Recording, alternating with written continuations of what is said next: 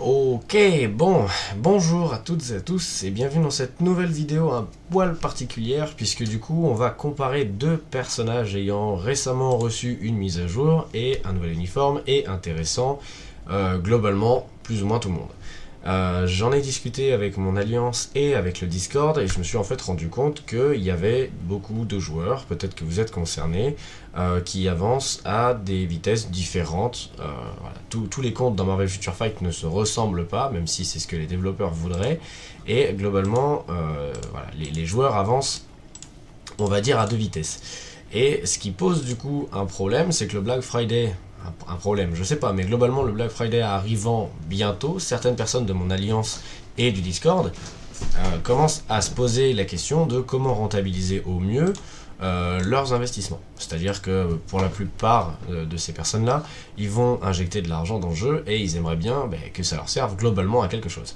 Et forcément, avec la mise à jour sur The Marvels et avec Ghost Rider qui est arrivé juste avant, il se pose la question de se dire si je dois prendre un personnage, lequel est-ce que je dois prendre? Et donc, on va faire le comparatif sur cette vidéo de lequel des deux non pas est le meilleur, parce que ce serait difficile vraiment à quantifier en fonction de l'équipement que vous voulez lui mettre, de ce que vous voulez en faire, mais du coup, lequel serait le plus polyvalent, on va dire.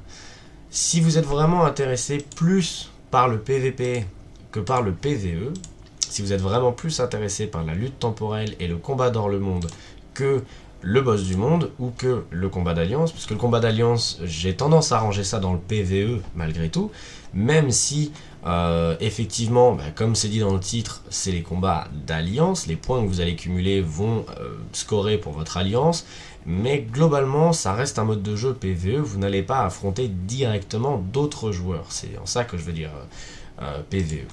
Donc si vous êtes intéressé plus par le PVE que par le PVP, ou si vous êtes intéressé à l'inverse plus par le PVP que par le PVE, le choix ne va pas être le même déjà. C'est-à-dire que de base, si vous êtes plus intéressé par le PVP, purement par le PVP, et que vous avez la possibilité d'avoir l'artefact de Ghost Rider, qui le rend immortel, oui, Ghost Rider a plus de valeur que Captain Marvel pour le PVP. Est-ce qu'il est plus polyvalent pour autant?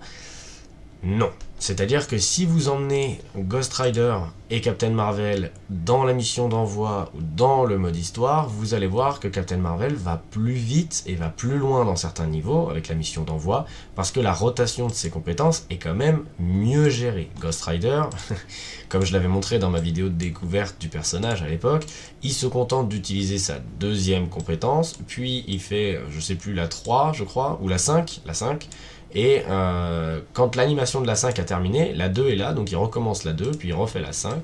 Il ne fait jamais la 3 et jamais la 4. Dommage, c'est là qu'il y a quand même le plus gros de ses dégâts. Donc effectivement, il s'essouffle tout seul quand vous le faites jouer en mode auto. Et donc là, effectivement, ce serait plutôt à Captain Marvel de prendre sa place. Mais ça, c'est vraiment pour les modes de jeu... comment on va dire, non compétitif. C'est-à-dire que vraiment, la mission d'envoi, le mode histoire, vous allez jouer ça de façon aléatoire, c'est pas vraiment compétitif.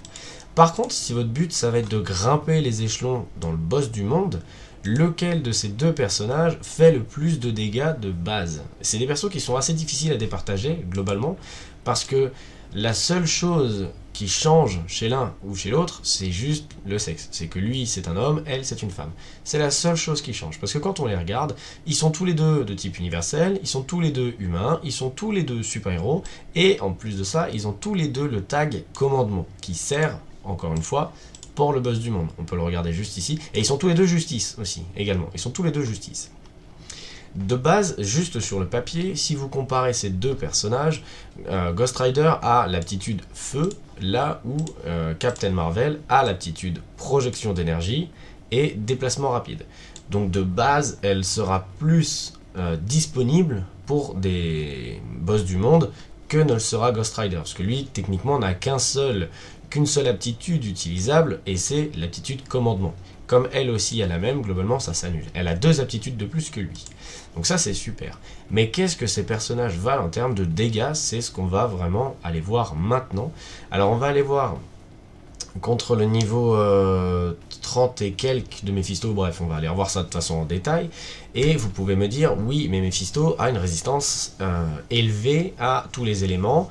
Alors, c'est pas écrit comme ça, c'est plutôt écrit que il a une résistance qui n'est pas élevée contre les dégâts de glace, globalement. Donc je pense pas que Ghost Rider lui fasse moins de dégâts parce que c'est des attaques de feu, simplement que si un personnage comme Luna Snow qui fait des dégâts de glace, ou Namor typiquement, lui fera plus de dégâts que prévu. Ça d'accord. Mais globalement, comparons vite fait les statistiques, elle n'a pas du tout la puissance critique de Cap, là où lui, il a vraiment les statistiques importantes qui sont dans le jaune. J'ai changé pour les besoins du test l'équipement personnalisé que j'avais sur Carol Danvers. Avant du coup j'avais un CTP de destruction et c'était difficile de réussir à avoir des procs constants sans avoir de problème à proc sur la deuxième rotation, etc. Donc voilà, les deux personnages sont équipés d'un CTP de rage. Ils ont tous les deux l'option max à 0,9%. Ensuite, en taux critique et esquive, j'ai envie de dire que de toute façon ça change pas grand chose, puisque de toute façon, ils ont tous les deux les compétences maximales. Donc les statistiques à ce niveau-là, on s'en fout. Concernant l'équipement, ils ont à peu près le même nombre de bénédictions d'Odin et de Uru, seulement l'optimisation de Ghost Rider est meilleure. Il a plus d'attaque et il a effectivement puissance critique, etc. Là où elle a des trucs qui sortent de nulle part, genre c'est quoi ça, c'est esquive et perforation de défense, c'est ça? Ouais, voilà. Donc elle a des trucs qui globalement servent à rien. En termes de compétences, elle a toutes ses compétences niveau 10, lui il les a uniquement niveau 6. Mais c'est pas ça qui va vraiment changer, comme vous pouvez le voir quand on met les compétences à fond, vous allez gagner une lampée de dégâts, c'est pas vraiment ça qui fait la différence. Concernant le type, ils sont tous les deux au niveau max, ça tombe très bien. Concernant l'ISO, ils ont le même. Concernant l'artefact, lui a le sien, et il a le sien avec le bon instinct. Donc il a encore une fois des statistiques supplémentaires, que ce soit entre puissance critique, l'Uru qui est plus optimisé, et la justice qui est plus optimisée chez lui, là où elle n'a rien du tout, ok. Et en plus de ça, du coup, il augmente la diminution des dégâts. Bon, ça, à la limite, on s'en fout. Concernant l'équipement personnalisé, c'est fait. Et concernant, du coup, l'équipement ou l'uniforme, lui a toutes les options d'uniforme, ok. Là où elle ne les a pas toutes. Alors, j'ai pas roll exprès toutes les stats d'attaque pour que justement, ça soit pas trop démesuré pour lui et pour elle. Essayez vraiment de les avoir tous les deux à peu près au même niveau pour faire le test le plus précis et le plus réel possible, en conditions vraiment réelles. Voilà, après cette explication, ma foi, très longue, il est temps de commencer à partir du coup sur Mephisto.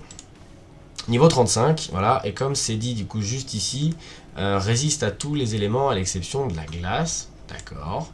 On va utiliser cette équipe, voilà, donc avec un leadership qui ne sert à rien pour personne, pas de bonus à part entière, et juste on va utiliser les alliés, mais sans Icaris. Et d'ailleurs, je suis en train de me dire qu'on va passer au niveau 39, comme ça vous allez pouvoir voir que effectivement ces personnages-là, niveau 80, sans support, peuvent déjà vous permettre de grimper assez haut dans le boss du monde, puisque atteindre le niveau 40 de Mephisto, c'est quand même pas négligeable. Alors on va commencer par Ghost Rider, tiens, voilà, on va commencer par Ghost Rider, donc on appuie sur toutes les touches. Globalement sa rotation c'est 3, 5 et on essaye de maximiser les dégâts sur le 4, et on appuie sur le 6 quand on l'a, voilà, juste histoire que le sol devienne en feu. J'ai fait pareil les essais avec les membres de mon alliance sur le côté, on avait vu que ça changeait pas grand chose de laisser toute l'animation du 6 comme je le faisais avant. Voilà. Donc on est à une trentaine de secondes globalement, donc ce qui est pas dégueu. On verra ce que vaut le Captain Marvel derrière, on verra ça. Et on est parti, on continue à lui taper dessus. Alors il y a deux choses qui vont être chiantes, voilà, c'est ça. C'est-à-dire que là, Ghost Rider lui est un peu embêté. Il est embêté par plusieurs choses contre Mephisto. Sur les phases de disque là notamment, il a une vitesse de déplacement qui est ridicule et donc effectivement c'est très vite un handicap. Voilà, là vous voyez en fait les dégâts sont pas beaucoup plus grands. Il a une vitesse de déplacement qui est ridicule. Voilà. Moi quand je pense à Ghost Rider, je pense à grosse moto qui va vite et qui fait du bruit. il va pas vite. Voilà. Et encore, on aurait la possibilité d'utiliser sa deuxième compétence, voilà, comme ça, comme la première compétence de Shadow Shell, hein, c'est déjà ce que j'avais dit à l'époque dans ma vidéo critique sur lui, mais Shadow Shell, on peut utiliser sa première compétence à elle, comme ça, voilà, sans avoir de cible, on va dire, et ça lui permet simplement de se déplacer. Si on avait pu avoir cette option avec la moto pour Johnny Blaze, ça aurait été vraiment pas mal. On a eu de la chance de pas proc, c'est pour ça que j'ai laissé le tier 3 à fond, globalement. Voilà. Il est beaucoup interrompu, il est très lent. Alors, il fait des dégâts, on est bien d'accord, mais il y a quand même... Et là, voilà, je suis hors... voilà. C'est pareil ce que j'expliquais dans ma vidéo de découverte sur lui, c'est que de temps en temps, quand vous allez appuyer sur la deuxième compétence, vous allez vous éloigner du boss, et donc vous allez perdre la cible. C'est vraiment pas un bon run, c'est vraiment pas le meilleur des runs possibles. Je suis poussé, je rate des rotations, je rate les disques, impeccable. On va essayer de s'améliorer un peu sur la fin.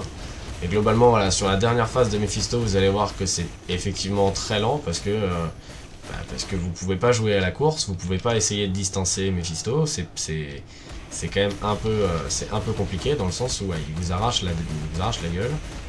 Et les animations de Ghost Rider sont si longues que quand bien même vous essayez de le taper dans le dos,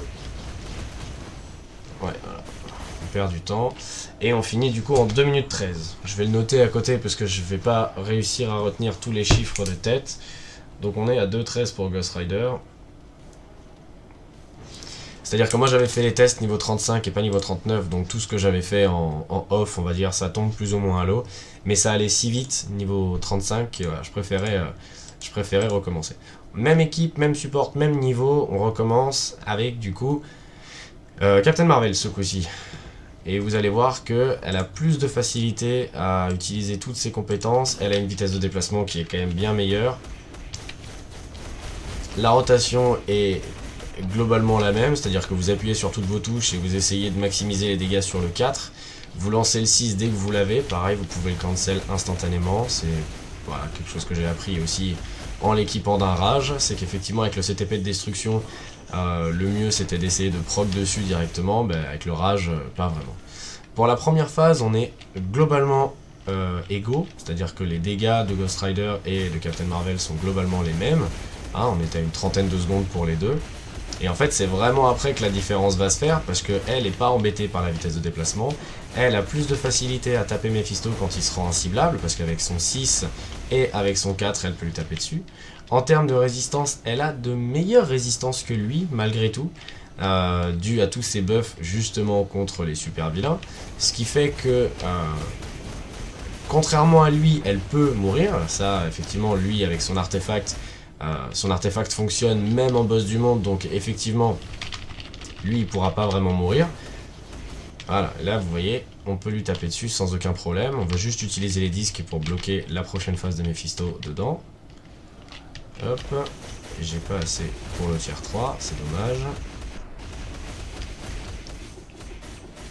Voilà. Et là il faudrait qu'on arrive à se barrer parce que du coup là où Ghost Rider lui peut survivre avec son artefact, elle peut mourir avec ça, voilà, parce que forcément elle n'a pas d'invincibilité. Mais globalement les dégâts sont quand même un peu plus impressionnants de son côté à elle. Elle est plus simple à jouer globalement, c'est vrai que Ghost Rider a des délais de rotation qui sont un poil plus longs, donc qui peuvent être un poil plus chiants. Elle effectivement ses compétences globalement tombent bien, tout s'enchaîne. Et puis en termes de dégâts c'est pareil, encore une fois c'est vraiment pas mal. Là on peut jouer à la course poursuite, hein. Je peux m'amuser à essayer de le distancer. Évidemment au moment où je dis ça je prends des coups. Et voilà qui est fini. Donc fini en 2 minutes 54 restantes, sachant qu'on a pu jouer du coup à la poussette. Alors on n'a pas fait un super bon run avec Ghost Rider, je vous l'accorde. Mais c'était pas non plus le run optimal avec Captain Marvel, on pourrait encore gratter des secondes. Donc voilà, pour le test en tout cas simplement sur Mephisto, elle lui met déjà une quarantaine de secondes et c'est quand même pas dégueu. Et maintenant, on va faire la même chose contre le niveau 9 de Kang. Alors, pour essayer de faire en sorte que ce soit moins confus, on va simplement faire la première phase de Kang, c'est-à-dire à partir jusqu'à ses 40 premières barres. Jusqu'au moment où il part vers une autre dimension, là, une autre galaxie, pour aller appeler des Pokémon. Parce que le souci qu'on a après, c'est qu'en fonction des différentes phases, s'il décide de prendre la phase... Scarlet Witch par exemple, c'est pas du tout les mêmes conséquences après sur les persos, c'est pas du tout la même façon de faire. Alors il y a une autre possibilité avec Ghost Rider, c'est de rester là et d'attendre. Ça va proc l'artefact, mais on s'en fout, on n'est pas à ça près, il risque pas de mourir pour le moment. Voilà. Ok, là on attend parce que du coup il va faire son attaque violette, et là maintenant qu'on a déclenché l'artefact il peut nous tuer. Et maintenant qu'on est hors de danger, on peut recommencer à lui taper dessus. Chose qu'on pourra évidemment pas faire avec Captain Marvel, puisqu'elle n'a pas l'artefact, elle n'a pas la possibilité de rester au milieu d'une attaque et de se dire oh, je m'en fous, je la prends, je la tank et puis on n'en parle plus quoi. Voilà, on utilise la coop, histoire de sortir de ces gros dégâts. Et on continue à lui taper dessus, et globalement on est à 3 minutes 55. 3 minutes 55 pour Ghost Rider, à voir ce qu'on fait avec Captain Marvel. On était à 3 minutes 55 avec Ghost Rider, on va voir ce que ça vaut avec elle. Hop, elle est sur P, voilà. Je perds du temps au changement de personnage, c'est super intéressant. Ok.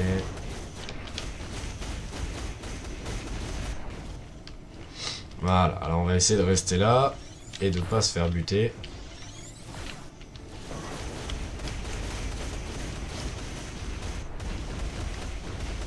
Les dégâts avec son tier 3 sont quand même vraiment bons pour le coup, hein. C'est vraiment pas mal du tout.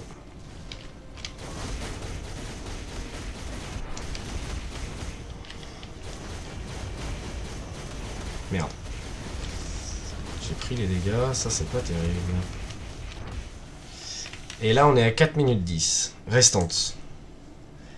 Donc il y a encore une quinzaine de secondes de différence. Et pour le coup c'est une différence qui va dans le sens de Captain Marvel. Sur les deux niveaux de boss du monde, elle est en avance de 40 secondes pour Mephisto et de 15 secondes pour Kang. Maintenant, on va faire le mode entraînement, comme ça va pas demander quoi que ce soit en termes de sous-sous. Voilà, on peut recommencer à faire ça avec eux, en leur mettant du coup le maximum de support, enfin en leur mettant les mêmes supports, hein, globalement. Et c'est là où ça va commencer à poser un véritable dilemme, c'est-à-dire que c'est difficile de les départager.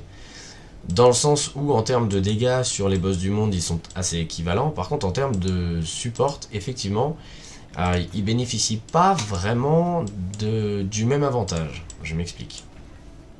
Ils vont tous les deux pouvoir bénéficier de White Fox, de Nick Fury, ça il n'y a pas de souci, mais le souci entre guillemets, ça va vraiment être pour Ghost Panther, parce que effectivement comme on a pu le voir avec Jean Grey, Ghost Panther c'est un support monstrueux que vous allez pouvoir utiliser pour Captain Marvel également, mais pour le coup il va buffer votre Ghost Rider comme personne ne pourra buffer votre Captain Marvel, parce qu'il va augmenter du coup l'auto critique et les dégâts de feu, ok, donc ça marche, et il va réaugmenter les dégâts de feu et les dégâts que vous faites au super vilain.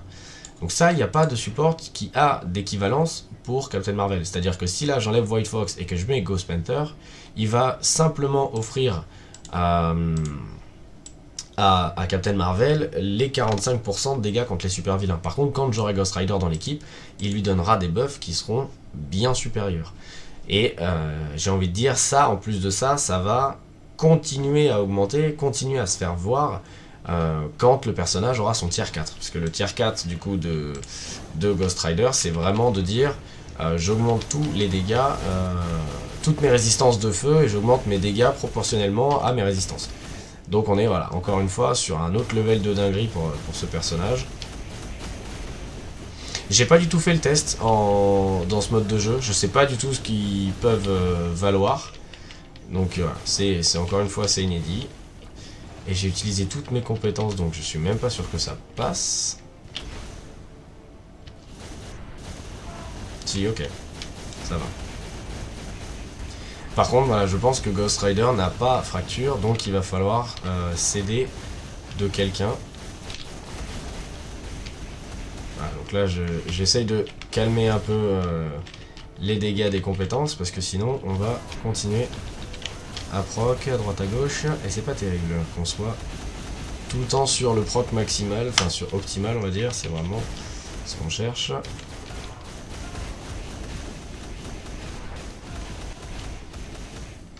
Ok, on va le laisser se barrer.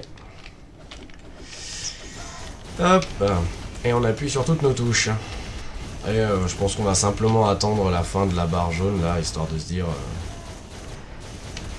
Histoire de ne pas d'avoir à se faire les 6 minutes de combat. Ça sert pas à grand chose, on essaie vraiment de faire le test.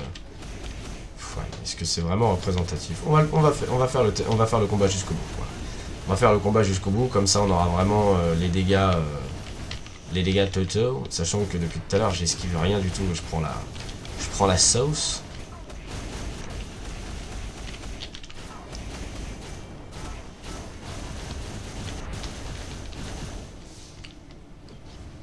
Ok, bon. Ça se calme un peu, ça fait du bien.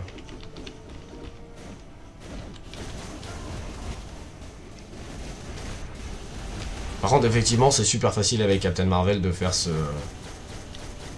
boss, parce qu'effectivement, elle a fracture sur une bonne partie de ses compétences. Donc c'est assez simple. Je suis étonné qu'il soit pas parti trop loin, parce que de temps en temps, comme je l'expliquais du coup sur Mephisto, de temps en temps, les boss se barrent un peu trop loin par rapport au ciblage limite des compétences.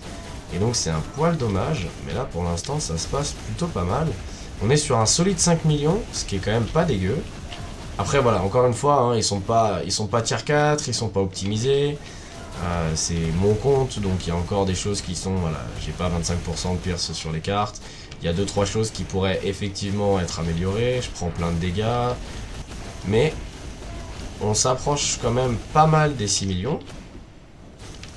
Ce qui est pas dégueu. Effectivement, sur un run où je me fais moins taper, je pense qu'on peut atteindre les 6 millions. Est-ce qu'on les atteint?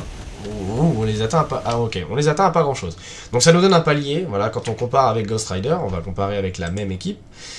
Ça nous donne un palier, avec Captain Marvel en tout cas, on atteint les 6 millions. Et là, on va être face à un autre vrai problème. C'est que...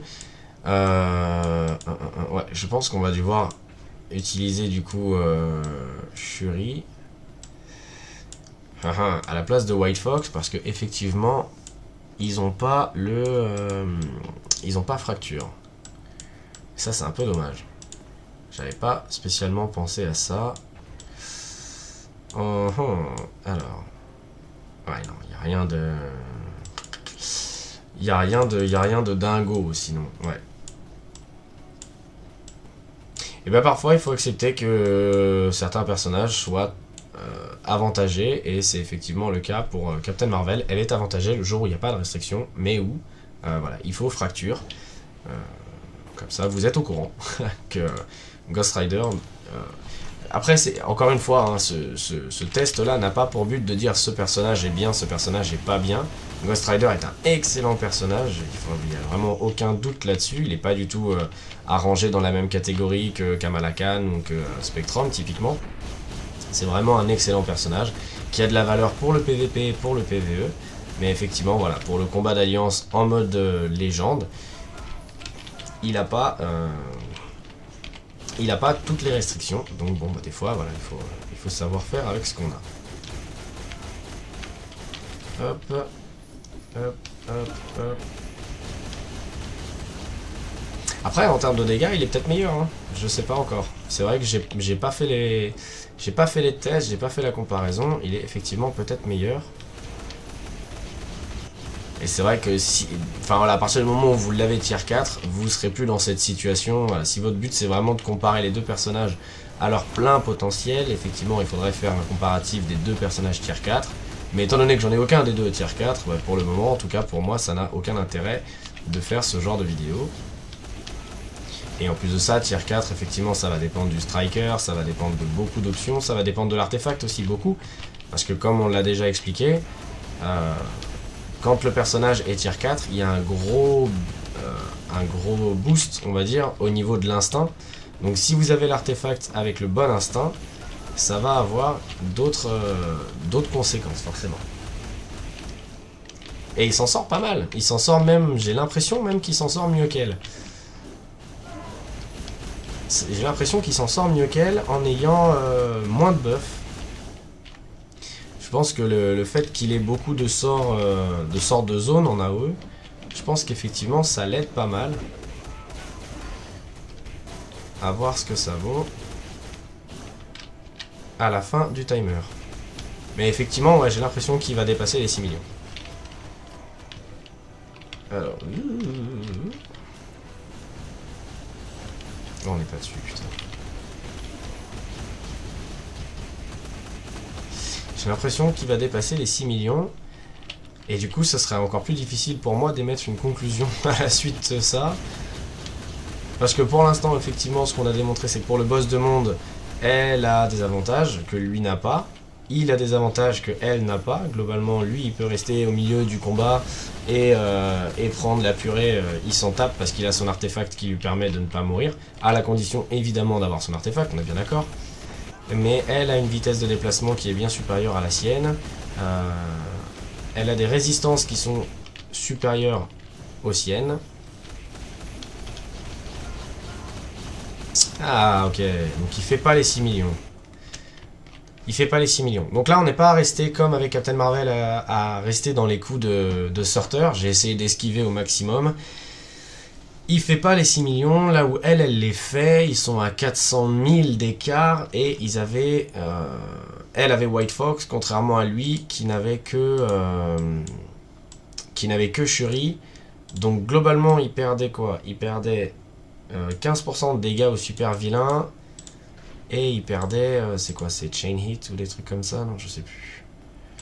Et il perdait 15% de toutes les attaques de base, dégâts des combos, ouais. Donc il perdait quand même effectivement pas mal de statistiques, et il s'en sort pas mal, donc ils sont presque équivalents, voire j'aurais tendance à dire, un léger avantage peut-être pour Ghost Rider en termes de dégâts purs sur Sorter, sur cette cible. Je pense qu'il est aidé par le fait que toutes ses attaques font de l'AOE et donc il efface les vagues d'ennemis les unes après les autres. Après, peut-être qu'effectivement il est avantagé contre Sorter, mais d'un autre côté, vous ne pouvez pas le jouer, enfin, en tout cas tier 3, vous ne pouvez pas le jouer avec et Nick Fury et White Fox. Donc de toute façon, vous êtes obligé... d'utiliser un autre personnage, un autre support, et la team optimale que j'avais, c'était celle avec Shuri. Donc, des fois, il faut savoir prendre les malus qu'il y a dans le jeu. Effectivement, il semblerait que pour tout ce qui est PvE, Captain Marvel soit la meilleure. Et ça, c'est sans compter, j'ai bien précisé, PvE. Et si vous regardez en PvP, si vous regardez toutes les teams qu'il y a en PvP, elle n'apparaît pas une seule fois, nulle part. Elle n'existe pas en PvP. Encore une fois, parce qu'on part du principe qu'aujourd'hui en PvP, sans l'artefact, il n'y a pas grand chose à faire, quoi. Et puis bah, de toute façon, oui, ça après, en lutte temporelle, c'est tout le temps les trois mêmes zigotos, on va dire, qui apparaissent. Donc voilà, pour si vous voulez préparer le Black Friday, ma conclusion, les deux personnages se valent. En fait, il n'y a pas de bon et de mauvais choix, ça va juste dépendre de ce que vous avez envie de faire. Si votre but ça va être de faire les niveaux de boss du monde le plus simplement possible, prenez Captain Marvel, ok. Le soin est plus simple, elle a moins de problèmes de ciblage, elle se déplace plus vite, donc vous êtes moins emmerdé par les boss qui ont beaucoup d'esquive ou de vitesse de déplacement, comme Jean, Gore ou Ultron, qui ont tendance à se barrer aux quatre coins de la map. Vous n'allez pas être embêté pour les rattraper. Si votre objectif est plutôt axé sur le PVP, par contre, partez plutôt dans l'optique d'avoir Ghost Rider, mais encore une fois, j'insiste, Ghost Rider n'a de la valeur en PVP que si vous avez son artefact. Donc, pareil, si pour le Black Friday, vous avez envie d'utiliser un sélecteur d'artefacts pour avoir Ghost Rider, à ce moment-là, effectivement, c'est un meilleur investissement pour le PVP, et il n'est pas trop en retard pour le PVE. Par contre, effectivement, Captain Marvel derrière bénéficie de bonus qui sont bien meilleurs, parce que certes, Ghost Rider a la possibilité d'avoir le bonus de Ghost Panther, avec tous les dégâts de feu, etc., comme je l'ai expliqué juste avant, mais de toute façon, maintenant, avec Nick Fury et White Fox, vous avez les deux meilleurs supports de la planète pour les personnages de type commandement, donc Ghost Panther est un peu effacé de l'équation. Donc en testant les personnages avec leur plein potentiel, effectivement, Captain Marvel est au-dessus en termes de PvE et en termes de dégâts. Et comme on l'a montré du coup dans tout ce qui est combat d'alliance légendaire, elle a la restriction que lui n'a pas, enfin bref. À ce niveau-là, ils ont plutôt tendance à ne pas se compléter, et elle a tendance à prendre l'avantage. Donc elle prendrait globalement l'avantage sur ce mode de jeu-là et celui-ci, voilà, et lui prendrait globalement l'avantage sur ces deux modes de jeu, il y a deux partout. À vous de faire votre choix, mais effectivement, de ce que j'ai à vous en dire, il n'y a pas de mauvais choix en soi. C'est deux personnages qui sont très bons, qui performent très bien. Ils ont juste deux façons de voir les niveaux différents. Voilà, c'est vraiment, ils sont pas axés pour faire la même chose, mais les deux marchent dans les deux cas. Effectivement, je pense qu'avec toutes les résistances qu'elle a et avec la capacité Kourou du Captain, si vous n'êtes pas dans les ligues PVP top niveau, jeu Challenger, Vibranium, je pense qu'effectivement elle peut réussir à one-shot Jean Grey, ce genre de choses. Mais derrière, elle va se faire one-shot par Adam Warlock et elle pourra pas revenir. Donc voilà, à mon avis, il y a encore pas mal de tests à faire sur elle en PVP pour vraiment savoir ce qu'elle vaut. Mais maintenant, vous êtes au courant et vous avez un peu plus une idée de comment axer vos personnages et d'axer voilà, peut-être votre futur tier 4, effectivement. De ce que j'en ai entendu, c'est deux excellents tier 4, et contrairement à des personnages comme Ant-Man ou ce genre de choses qui ont plus de valeur au niveau 80 qu'au tier 4, les deux personnages là au tier 4 atteignent un autre niveau de puissance, comme Odin, comme Doctor Strange, etc. etc. Donc effectivement, il y a peut-être tout intérêt à aller tier 4 derrière. Sur ce, je vous laisse avec vos réflexions et je vous dis à très bientôt dans une prochaine vidéo. Ciao.